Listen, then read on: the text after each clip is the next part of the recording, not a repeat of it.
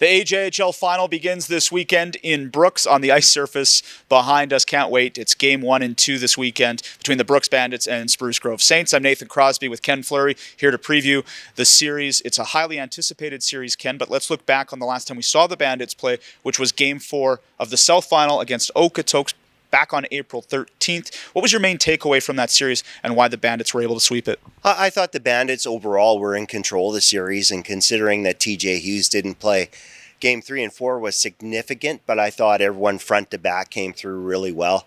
You know, Ethan Barwick was solid in goal. I thought the D-core was good. Zach Bookman really stepped it up offensively. And then up front, of course, Ryan McAllister and Devin Phillips, key cogs, especially in that overtime win. But, you know, it's hard to single out a guy. I thought it was a solid team effort. The team played well with discipline and through some adversity. So it was a good win for the Bandits to sweep that one in 4 games against an Okotoks team that, had a pretty good season considering they're a 500 club and pushed real hard in the playoffs and made it very difficult for the Bandits.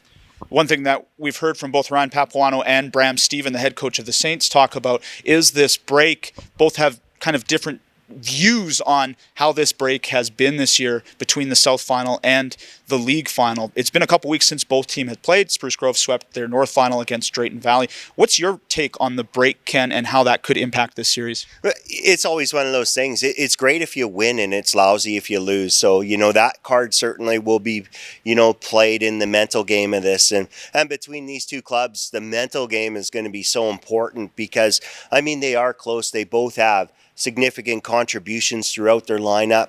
They can play the game a number of ways. They play good in all 3 zones of the ice. So the little things are going to be very important in this series. Face-offs, special teams, changes, lines matchups, all those things that are very important when 2 close teams play.